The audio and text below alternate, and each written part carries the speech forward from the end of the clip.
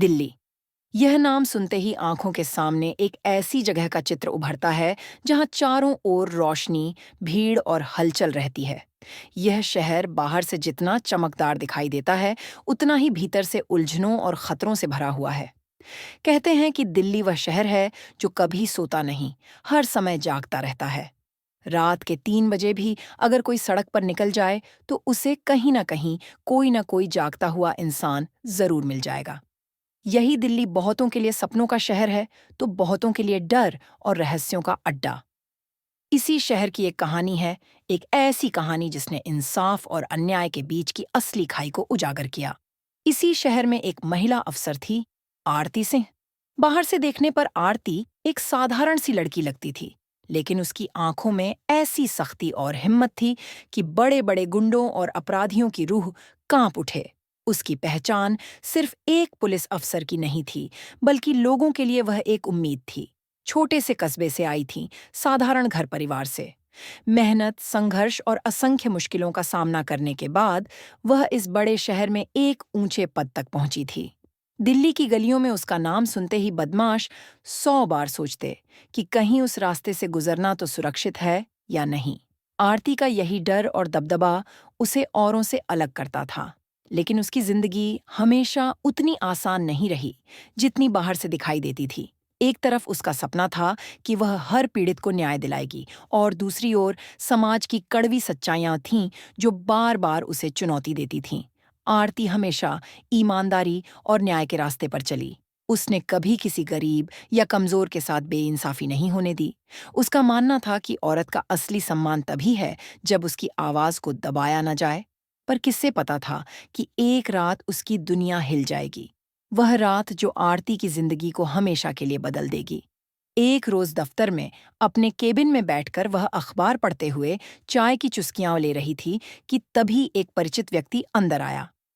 उसका नाम था राजेश। राजेश तिहाड़ जेल में काम करता था, और उसका काम कैदियों के लिए खाना तैयार करना था। बाहर से देखने में राजेश एक साधारण सा आदमी था, लेकिन उसकी आंखों में बेचैनी साफ झलक रही थी। आरती ने पूछा, क्या बात है राजेश? तुम इतने परेशान क्यों लग रहे हो? राजेश ने धीरे से कहा, मैडम, जेल के अंदर हालात बहुत खराब हैं। वहां महिलाओं के साथ जो हो रहा है, उसे अगर बाहर दुनिया जान ले तो हड़कंप मच जाएगा। यह सुनकर आरती की भौहें सिकुड़ गईं। उसने गंभीर स्वर में पूछा, तुम होश में तो हो? इतनी बड़ी बात कह रहे हो, क्या तुम्हें सबूत है? राजेश ने गर्दन झुका ली और बोला, सबूत तो मेरे पास नहीं है, पर जो मैंने अपनी आंखों से देखा है, उसे नजरअंदाज करना गुनाह होगा। मैडम, रात होते ही वहां कुछ पुलिस वाले उन्हीं महिला कैदियों का शोषण करते हैं। मजबूरी और डर के कारण कोई बोल नहीं पाता। अगर मैं कुछ कहता तो शायद मेरी भी हालत वैसी ही कर दी जाती। बहुत सोचने के बाद हिम्मत करके मैं आज आपके पास आया हूं। आरती के लिए यह सुनना आसान नहीं था। उसका खून खौल उठा। उसकी रग रग में गुस्सा दौड़ गया। उसने कभी बर्दाश्त नहीं किया था कि किसी महिला की इज्जत से खिलवाड़ हो। उसने राजेश से कहा, तुम्हारी हिम्मत काबिले तारीफ है, पर एक बात बताओ, जब मैं पिछले हफ्ते जेल का निरीक्षण करने गई थी, तो किसी महिला ने मुझे कुछ क्यों नहीं बताया? राजेश की आंखें भर आईं। वह बोला, मैडम, वहां का माहौल ही ऐसा है। उन्हें डराया धमकाया जाता है। अगर कोई बोल दे तो उसकी जिंदगी और मुश्किल बना दी जाती है। इसलिए सब चुप हैं। उनके अंदर इतना डर भर दिया गया है कि वे आपकी मौजूदगी में भी सच कहने की हिम्मत नहीं जुटा पाती। आरती ने गहरी सांस ली और मन ही मन ठान लिया कि अब सच्चाई को उजागर करना ही होगा। उसने राजेश को धन्यवाद कहा और समझाया कि अब से जो भी छोटी बड़ी जानकारी मिले, तुरंत उसे बताए। उस रात आरती के मन में सिर्फ एक ही सवाल गूंज रहा था, क्यों औरतों के साथ बार बार अन्याय होता है? क्यों उन्हें हमेशा दबा दिया जाता है? क्यों समाज उनकी पीड़ा को देखकर भी चुप रह जाता है? आरती खुद भी एक औरत थी और उन पीड़ित महिलाओं का दर्द गहराई से समझ सकती थी। अगले ही दिन उसने निर्णय लिया कि वह खुद सच्चाई का सामना करेगी। उसने योजना बनाई कि वह कैदी का भेष बनाकर जेल में जाएगी और देखेगी कि असल में क्या हो रहा है। यह आसान नहीं था, लेकिन आरती ऐसी अफसर थी जिसे खतरे से डर नहीं लगता था। 18 मार्च की रात वह दिन आ ही गया। कैदी के कपड़े पहनकर, छोटे बालों का नकली विग लगाकर और चेहरे पर थकान और लाचारी की झलक लिए वह रात के करीब 3 बजे जेल के अंदर दाखिल हुई। बाहर सब सामान्य लग रहा था, पर असली खेल तो भीतर शुरू होता था। जेल की गलियों से गुजरते हुए उसका दिल जोर जोर से धड़क रहा था। अंधेरे कोनों में कुछ चौकीदार ऊँघ रहे थे, तो कुछ सिपाही इधर उधर घूम रहे थे। धीरे धीरे आरती उस हिस्से में पहुंची जहां महिला कैदियों को रखा गया था। वहां उसने देखा कि कुछ पुलिस वाले बंदी औरतों को जबरन गाने और नाचने के लिए मजबूर कर रहे थे। कुछ को अपमानजनक हरकतों का सामना करना पड़ रहा था।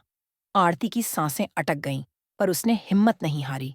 उसके कपड़ों के अंदर एक छोटा कैमरा और माइक छिपा था। जब वह और करीब गई, तो एक दरोगा ने उसे घूरते हुए रोका। उसने पूछा, अरे, तू कौन है? मैंने तुझे पहले कभी यहाँ नहीं देखा। तेरा नाम क्या है? आरती ने झट से जवाब दिया, साहब, आज ही लाई गई हूं। मुझ पर चोरी का इल्जाम है। पुलिस वाले ठहाका मारकर हंसने लगे। उनमें से एक बोला, हर कोई यही कहता है कि उसने कुछ नहीं किया। चल, नाम बता। आरती ने थोड़ी झिझक दिखाते हुए कहा, रुखसाना। नाम सुनते ही वे दरोगा हंसने लगे और मजाक बनाने लगे। एक बोला, चलो, आज तेरे हाथों से सर दबवाते हैं। आरती ने मासूमियत का अभिनय करते हुए कहा, साहब, मैं तो यहाँ सिर्फ सजा काटने आई हूं, यह सब करने के लिए नहीं। तभी उनमें से एक ने उसका हाथ कस कर पकड़ लिया और धमकी दी, बहुत सवाल करती है। चल, चल, तुझे अलग ले चलते हैं। आरती समझ गई कि अब सच्चाई जानने का मौका आ गया है। वह चुपचाप उनके साथ चली गई। उसे एक अंधेरी कोठरी में ले जाकर बंद कर दिया गया। वहां दो दरोगा खड़े थे, राकेश और देव। दोनों ने उसे शक की नजर से देखते हुए कहा, तू बहुत अकड़ दिखा रही है। बता, असली नाम क्या है और यहां आकर इतने सवाल क्यों कर रही है? आरती ने डरने का नाटक करते हुए पूछा, साहब, मैंने क्या गलती की है? मुझे यहां क्यों लाया गया? राकेश हंसते हुए बोला, अभी साहब आएंगे, फिर सब पता चल जाएगा। यहाँ नई औरतों के साथ क्या होता है, तू खुद देख लेगी। ये कहते हुए वह और देव आपस में हंसने लगे।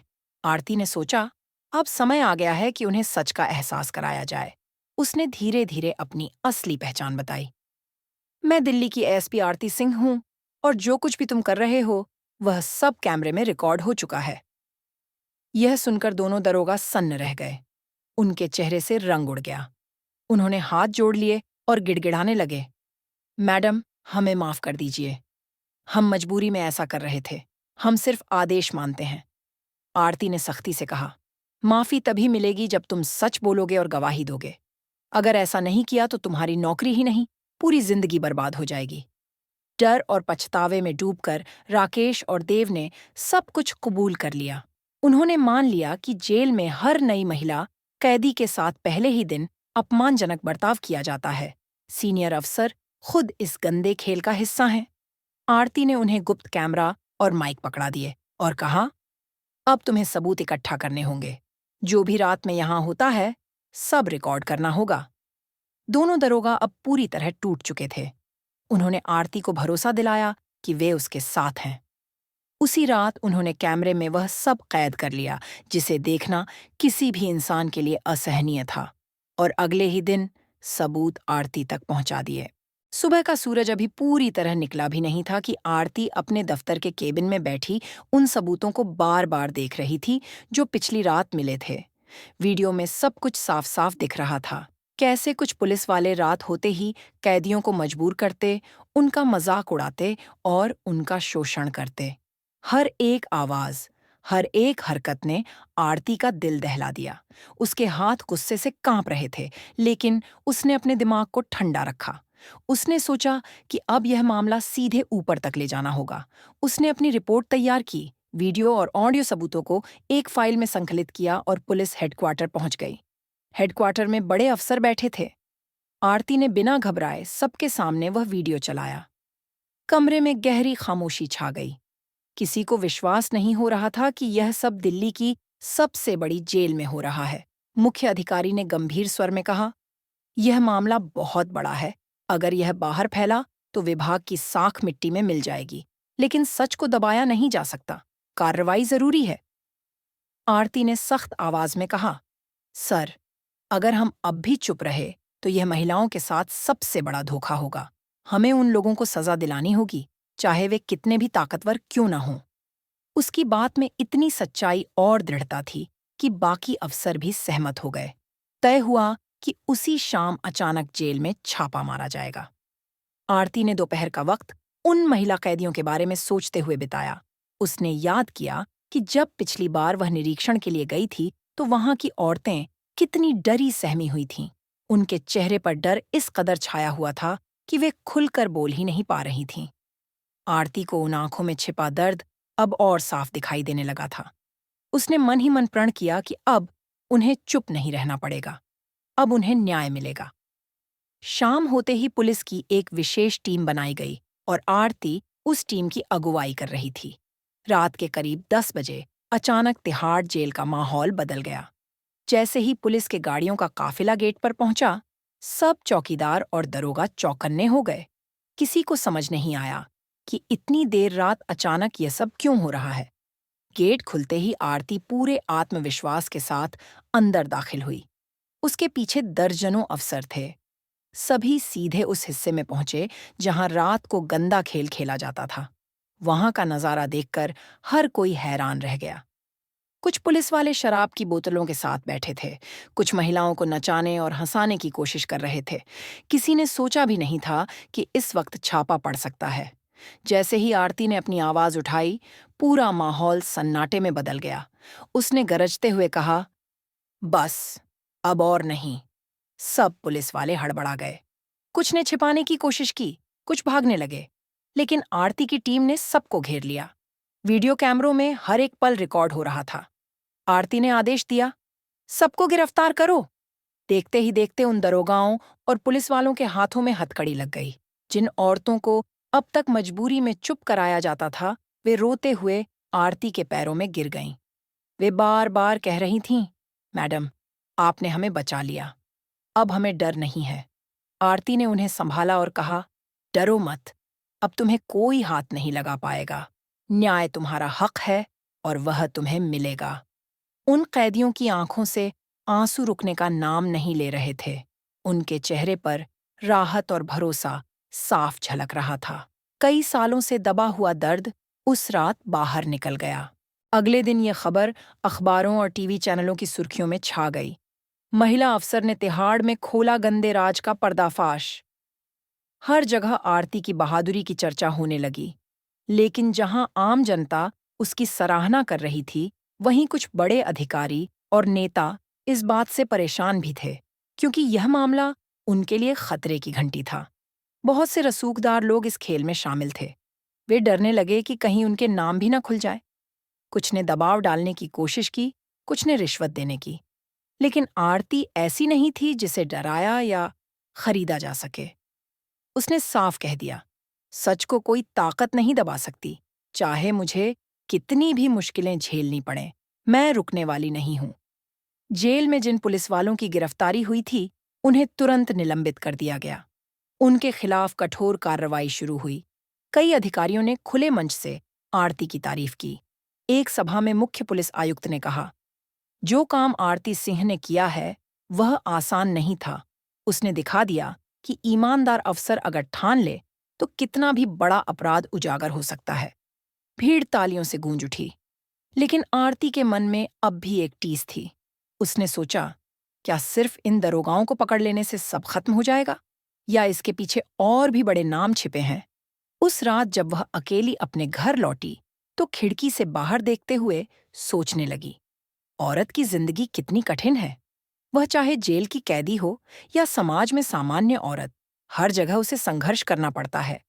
अगर वह आवाज उठाती है तो समाज उसके खिलाफ खड़ा हो जाता है, लेकिन अगर चुप रहती है तो उसकी आत्मा तिल तिल कर मरती है। यही सोचकर आरती ने तय किया कि वह यहीं नहीं रुकेगी, वह और गहराई तक जाएगी, असली गुनहगारों को बेनकाब करेगी। कहानी अब और गहरी होने वाली थी, क्योंकि यह खेल सिर्फ जेल की चारदीवारी तक सीमित नहीं था। इसके तार बाहर समाज के ताकतवर लोगों तक जुड़े हुए थे। आरती जानती थी कि अब उसे और बड़ी लड़ाई लड़नी होगी, और यह लड़ाई आसान नहीं होने वाली थी। आरती ने सोचा था कि जेल के अंदर का सच सामने आते ही सब खत्म हो जाएगा, लेकिन सच तो यह था कि असली खेल अभी शुरू हुआ था। उन पुलिस वालों की गिरफ्तारी के बाद कई अखबारों ने बड़े बड़े लेख छापे। टीवी चैनल लगातार इस मामले पर बहस करने लगे।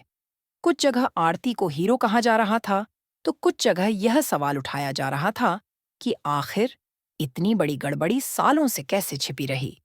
आरती को खुद भी समझ आ रहा था कि जेल के गेट पर ही असली दोषी खत्म नहीं हो जाते।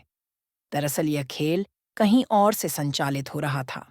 आरती ने बाहर से ही संकेत दिया और अचानक पूरे फार्म हाउस को पुलिस ने घेर लिया। अंदर बैठे लोग घबरा गए। कोई सोच भी नहीं सकता था कि इतनी सख्ती से यह कार्रवाई होगी। जैसे ही आरती भीतर दाखिल हुई, उसकी आवाज गूंज उठी। अब खेल खत्म हो चुका है। सच्चाई सामने आ चुकी है। नेताओं और अधिकारियों के चेहरे पर हवाइयां उड़ रही थीं। कुछ चिल्लाने लगे कि यह गैर कानूनी है, कुछ ने रिश्वत देने की कोशिश की। लेकिन आरती ने एक एक को बेनकाब कर दिया। उसकी टीम ने सबूतों के साथ उन्हें गिरफ्तार कर लिया। पूरे ऑपरेशन का लाइव फुटेज सुरक्षित कर लिया गया। यह खबर सुबह तक पूरे देश में फैल गई। अखबारों की सुर्खियों में छपा। महिला अफसर ने उजागर किया नेताओं और अफसरों का काला सच। टीवी चैनलों पर आरती की बहादुरी की चर्चा होने लगी। लोग उसे नई उम्मीद और साहस का प्रतीक कहने लगे। लेकिन इस जीत की कीमत भी बड़ी थी। बहुत से ताकतवर लोग आरती से नाराज हो गए। उसे धमकियां मिलती रहीं, उसकी छवि खराब करने की कोशिशें हुईं। पर आरती जानती थी कि यह सब होगा। उसने अपने दिल से डर निकाल दिया था। उसका मानना था कि इंसाफ की राह पर चलने वाले को कांटे तो मिलते ही हैं, लेकिन अगर इरादा मजबूत हो तो मंजिल भी मिलती है। जब जेल में यह खबर पहुंची कि बड़े बड़े गुनहगार पकड़ लिए गए हैं, तो महिला कैदी खुशी से रो पड़ीं। उन्होंने पहली बार महसूस किया कि उनकी आवाज दबाई नहीं जाएगी। वे आरती को दुआएं देने लगीं। उनमें से एक बूढ़ी कैदी ने कहा, बेटी, तूने हमें इंसान समझा, वरना यहां तो हम सिर्फ सामान की तरह जी रहे थे। तूने हमारी इज्जत लौटा दी। यह सुनकर आरती की आंखें भी नम हो गईं। कुछ महीनों बाद अदालत में उन दोषियों के खिलाफ मुकदमा चला। आरती ने गवाही दी और सारे सबूत अदालत के सामने रखे। कोर्ट में जब वीडियो चलाए गए तो हर कोई सन्न रह गया। अंततः अदालत ने सख्त सजा सुनाई। कई बड़े अधिकारियों को नौकरी से बर्खास्त कर दिया गया, नेताओं को जेल भेजा गया और उस नेटवर्क को जड़ से खत्म कर दिया गया। फैसले के बाद अदालत के बाहर मीडिया ने आरती को घेर लिया।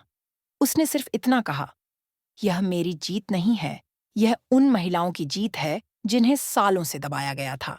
इंसाफ देर से मिलता है, लेकिन मिलता जरूर है।